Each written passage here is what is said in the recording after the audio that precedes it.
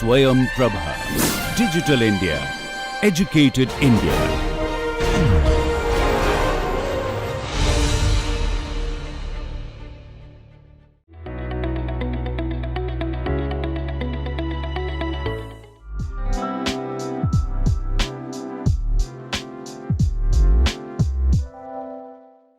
Hi everyone, we welcome you to another interesting episode of How to Ace the Hackathon.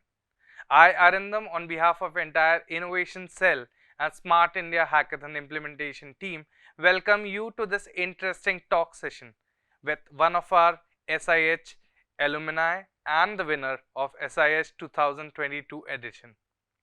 Without further ado, let's listen to him and let's get some of the tips and tricks on how you can crack this hackathon. So Sujal, welcome to the show. How are you? Uh, Thank you for such a warm welcome. I am doing great. Good. Thanks.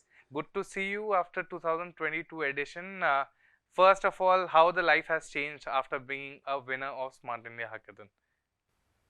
Yeah, so being an SAH winner is a really great addition, both on resume and on LinkedIn, and that's something you can always add in your introduction whenever you're giving your interviews, and even when you're introducing yourself to someone to impress them. Also, we get many more opportunities later on after winning the hackathon, so that's a really great add-on. Yeah. So Sujal, which ministry did you give the solution for? Can you brief a little about the problem statement and how did you understand what exactly the problem statement was demanding? It will ease the process for the newcomers while they select the problem statement. Problem statement was given by my IT department. It was related to the enrolling and unenrolling of the schemes. So, using a platform, the normal citizens can know what government schemes, both state and central schemes, they're eligible for, and can easily enroll and unenroll for the same. Obviously, some of the schemes would require documents, and for that, also, our platform can be used. They can just upload the documents and they can be verified at the back end. So, yeah. So did you, while you were making the prototype for the ministry, did you, to be very honestly, did you feel that you solved the real time problem the ministry is facing? Yeah, actually. So the thing is that while having some small pet projects in college, they are more for learning, and you don't think that you're contributing much. But when you participate in a hackathon as such, and you get a problem statement that actually affects many people in our country, so you feel that you're actually contributing towards something. And later on, if somebody tries to pick up your prototype and converts it into a real project, so many people can be affected and can gain advantage out of it, so it feels great. Right, a sense of responsibility while you are making that prototype, right, isn't it? So Sujal, it brings me to another important question and a parameter of Smart India Hackathon 2023.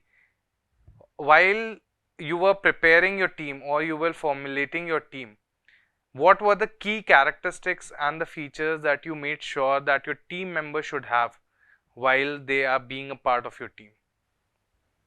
Yeah, so that is actually a really great question because juniors also ask regarding the same. So I always say that do not try to make a team just based on friendship. Try to make a team that has diverse quality. So you because any hackathon is just not about making a technical prototype. Hackathon is also a presentation and being able to explain to the judges what you have made and how it can be used. Good PPTs are not overrated, so they're actually required. So while making a team, make sure that you have people who do understand the non-technical aspects related to the problem statement. And obviously then, because you're supposed to make a technical prototype, you also need people who are good in both back end and front end or front end. Uh, as an added advantage, it is always good to have somebody who may know maybe ML or blockchain or cloud computing, because these add something to your tech stack and tell to the judges that you have really been into the problem and found something unique in terms of a solution. Sujal, coming on to the next question, did you felt the importance of having a good mentor as well while you were working on your prototype or during the grand finale? Yeah, so while we were making a prototype, so earlier before we reached the destination, mostly our mentorship was coming from our college professors. But unfortunately, our professors could not join us to the grand finale in Hyderabad. So there were mentors provided at the site also, and they were really helpful. So the reason I'm saying this is because that we as participants don't always know what is the perspective that is coming from the judges. The mentors have been at that position of have been at the position of participating in SIH, and they know how to win them. So at that critical time, having somebody to mentor you really helps a lot. They are able to tell you how to present your stuff, what is the role of a captain or a team leader. So yeah, that is really helpful. Right. That brings to the next question I was about to ask. The being a team leader, what kind of challenges did you face, or what kind of learning that you would like to give for these first-time team leaders that will be leading their teams for the Smart India Hackathon? Yeah, so one thing I will say is that I guess when you all made teams, you kind of knew who all people you were taking in the team. So every team functions differently. I have led a different team in a different hackathon before, but SAH was an entirely different experience because people varied, and when people vary, the dynamics vary a lot. So one thing I can say is that keep your calm always, even if some part of your team isn't functioning properly, being angry or just losing your temper isn't going to work. Your task as a leader is how to get the best out of every team member, and at the same time try to ensure that your team members also trust you, because it is not a one-way road. If your team members trust you, then only a team can function properly. So make sure that everybody in the team is happy, they trust you, and most important thing is you should know what they are good at, because if you're assigning tasks without knowing what who is good at what, you won't be able to get good results. So make sure. Right, right. Very well said. Teamwork is the key thing that is required for the entire SIH. Also, if I'm not wrong, you had design mentors also during the grand finale. Yeah, so we did get mentorship regarding a design. So that was a hard hit because we got to know that in terms of design, we were not starting too great. But after getting the mentorship, and also judges also, because there are multiple round of judging. So one of the round judges also said that our designs don't look that great. So having got the mentorship regarding the same really helped us, because building such a prototype that actually speaks to the consumer was the first time for all of us. Hmm. So yeah, knowing what consumers would respond great to us is something we got to really learn a lot through our mentors. Right, right. So this brings to another important point, that the team members and the team leaders should make sure that they should also work on the design. They should take care and special put attention towards the design of the prototype, because even it could be a very wonderful idea, but if it does not fit or have a good design to it, some point of the time it may lead you to not win this hackathon. I want to understand, after winning this hackathon and now that you're working already, so what kind of a learning that Smart India Hackathon has given you in terms of your professional life? Yeah, so after winning SAH, I also participated in another hackathon that you can participate only if you win SAH. Having been part of such wonderful hackathons like Smart India Hackathon and then India Africa Hackathon really gives you great exposure.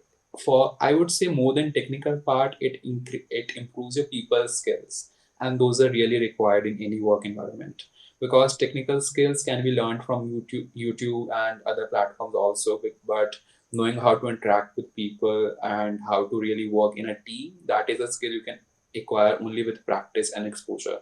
So do participate in such hackathons, not just for technical exposure, obviously that would be there, but to know how to present yourself, how to present your work, and how to work with people. So Right. yeah. And also in terms of networking, did you had a chance, to network with your peers from different colleges and also the industry experts who are the evaluators? Tell me something about it.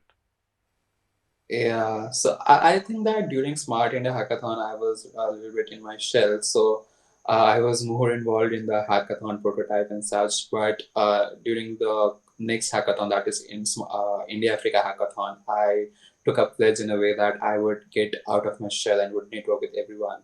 So I really talked to many people and even the judges and even the mentors, and I would advise everyone that try to get out of your shell and try to interact with as many people as you can, because you get to learn about many people, many things that they're going through in terms of their technical stuff and their profession and their college journey. And it's always good to connect to different people on LinkedIn.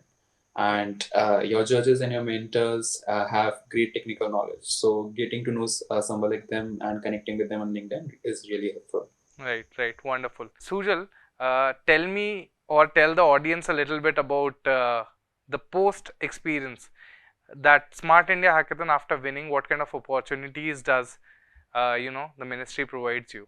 If you can brief a little bit about that as well. Yeah, sure. So, as I said, one of them that as the winners, you get the opportunity to participate into multiple international hackathons, and those are really great. Like, I participated in one of them, India Africa Hackathon, and it was a team that was mix of Indians and Africans, and getting to know people from other country altogether and different culture was a great experience. And I never actually expected to be there and meeting such people before winning Smart India Hackathon.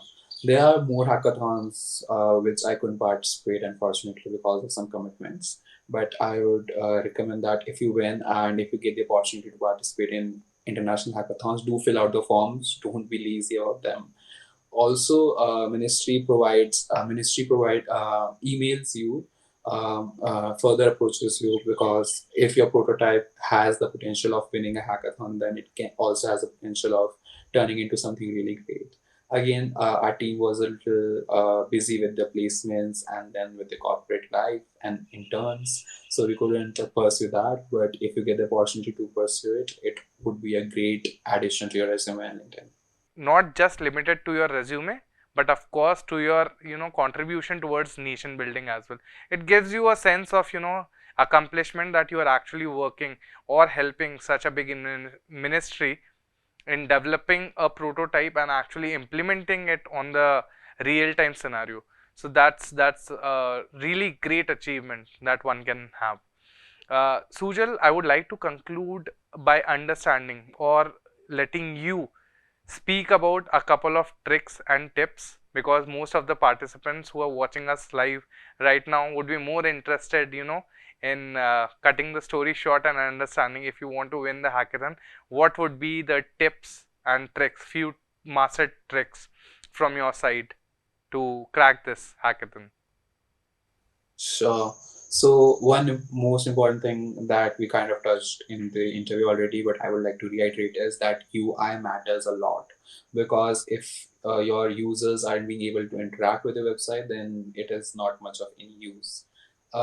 Secondly, apart from UI, see, try to understand the problem statement. Do not just try to add special stacks such as ML or uh, blockchain without understanding what the problem really needs you to do. Do add stuff if you think that is actually helpful, because at the end of the day, if a judge asks you that why have you added this, that what is the role of this particular ML model, and you just say that it felt great, it won't be a good answer. So you should know everything about your project from start till end. Obviously, if you are in back end, you might not know about the technical details of the front end and vice versa, so that is not a problem. You should know your part properly, and what are the features matter a lot. So yeah, apart from the person who is doing the non-technical research, the project, everyone else should also know about why this project matters and how is this being able to solve the problem that is being thrown at you. So understand problem, make great UI, and present well. So yeah, that would be the key to any hackathon, I would say, and particularly SH. Very well said, Sujal. It was indeed a pleasure talking to you and understanding your mind towards this Smart India Hackathon. And of course, I think this would benefit the first timers for this, of course. With this, we wish you good luck for your future projects and hope to see you soon as one of the mentors or one of the projects that we are part of. Till then, have a good time and a good life. Thank you so much. Thank you. Thank you for this opportunity. Thank you for the platform. And thank you for the wishes. Thank you. People, that was Sujal for you. The one best thing that I came to learn, or maybe you also might have highlighted, is it is very important to come out of your shell. You know, Smart India Hackathon is just not a platform about cracking or providing a solution, but yes, of course, networking also. So always keep on mind whenever you are coming for Smart India Hackathon 2023.